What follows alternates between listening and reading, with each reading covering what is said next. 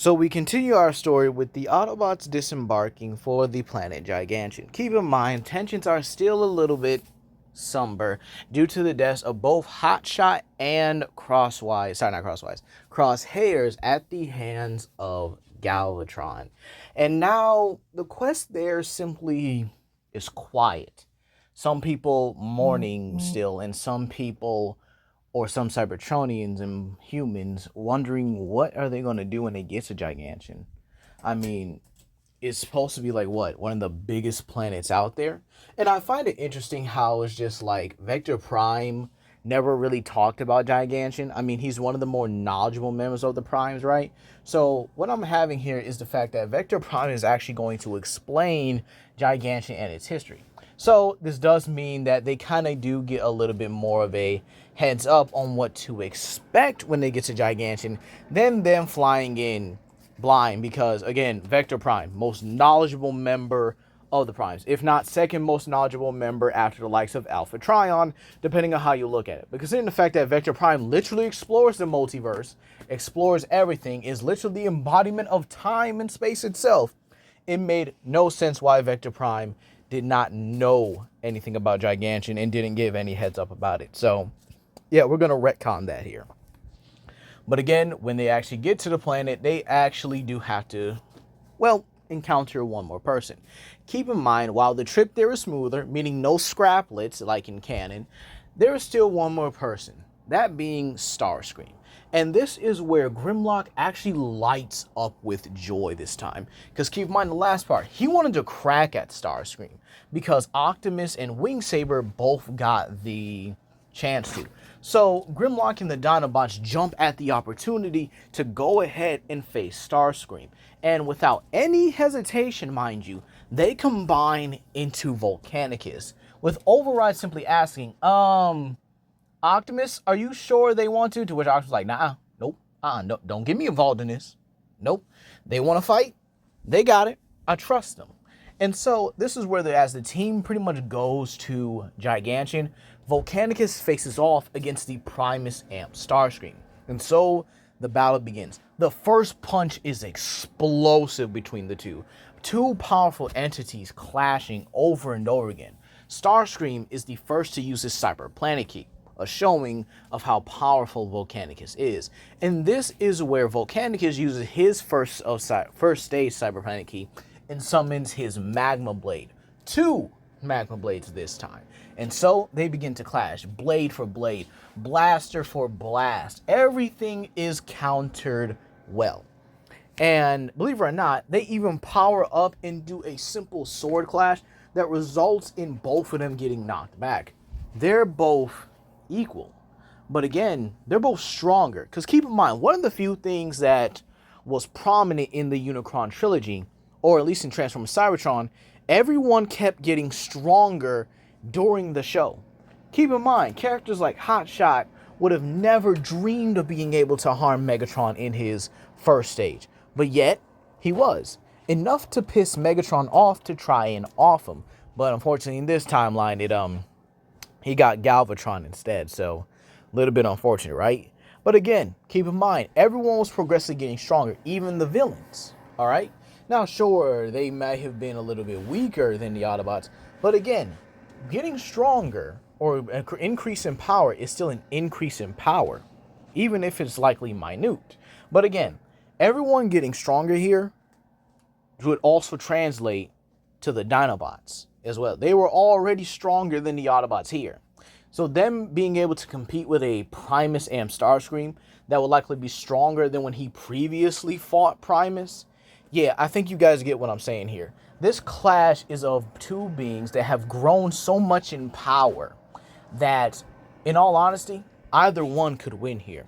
Or so that's what Starscream thinks. But this is where Volcanicus activates his godlike Cyber Planet Key and goes in for a cosmic flame. But with his two blades out, he puts them together and spins, causing this golden flame to strike Starscream. He's got nothing. No way to counter it, no way to basically get back at it. And he is sent blasting off into the cosmos at astonishing speeds that it rips open time and space and teleports him to another area of that universe, to where Starscream does recover, and he's just fuming at it. So the Dinobots head to the surface, where they do disassemble, and they are greeted by Override and Evac, with Override simply stating, you know, I kind of half expected you to blow up half the planet. To which Grimlock's like, really? To which he's like, yeah, I kind of expected that. But hey, you guys proved us wrong. Optimus and the others have kind of went ahead already. So you're with us. We're going to search the other area.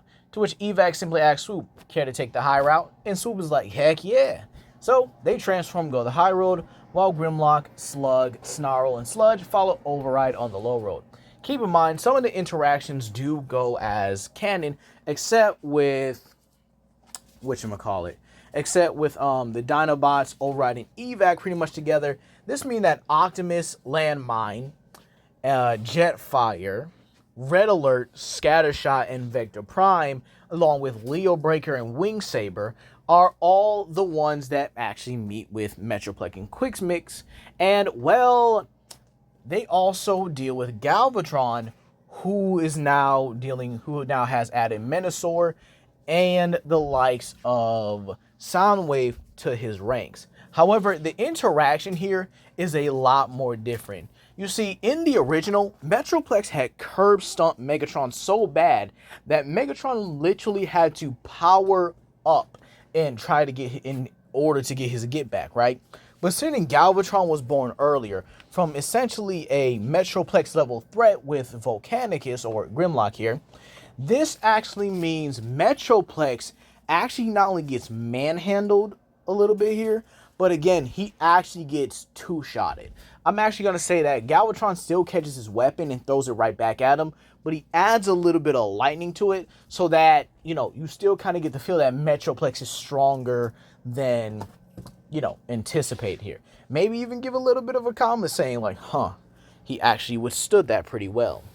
Nevertheless, this is where Optimus and Wing Saber form up, and they actually begin battling against Galvatron, while the rest of the Autobots actually deal battle with the Decepticons, and Quixmix obviously goes to try and beat Menasor here. However, this battle actually does end in a little bit of a stalemate, where a hole is basically blasted through the core itself or through the lower levels of the planet, and this allows the Decepticons to jump down and get a head start. However, one Decepticon isn't there, that being Scourge. Why is that? Where is he? Well, Scourge is off thinking, reflecting to himself.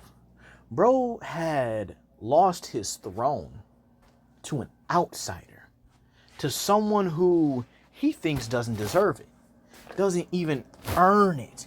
He should be the ruler. He should be king. He should be the one calling the shots on Jungle Planet, not Grimlock. And as he's thinking this to himself, right? Well, guess who actually shows up? Oh, he sees them. He sees Grimlock and his crew running about, and this is where he actually gets angry, seeing them, running about and just searching the planet their own way. And so he decides to go ahead, and this time, when he confronts them, he wants Grimlock to give him one thing. Give him one final duel, one final battle, to see who truly deserves the right to lead. To which, this is where Slug is like, Grimlock, you sure you want to do this? I mean, any one of us here could take him. To which, this is where Scourge states he highly doubts that. And to which Swoop is actually the one eager to challenge him. However, Grimlock simply tells him no. While he is confident that any one of them here, including Override and Evac, mind you, could easily take on Scourge right now, considering how strong they are, he thinks that it's time he taught Scourge a lesson. To which Scourge draws his axe, but Grimlock draws his sword and the shield. But he tosses them back, causing the others to catch him. And to which Scourge thinks this is disrespectful. I mean, obviously, Grimlock's going to fight him unarmed. And this is where he simply states, I know how you are now, Scourge. This isn't going to be a fight. It isn't. You could stand down, choose a better path, actually look at what being a leader means. Or you can go ahead, and prove my point.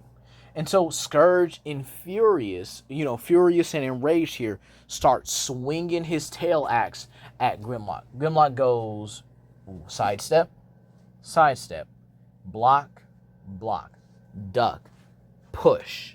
Keep in mind, this is a one-arm push. Kind of like you when you like shove that one friend that made a funny joke at you, and then you're like, dude, shut up. So Grimlock is not taking Scourge all that seriously. And again, what does this do? This enrages him, infuriates, and Grimlock does the only thing he can do.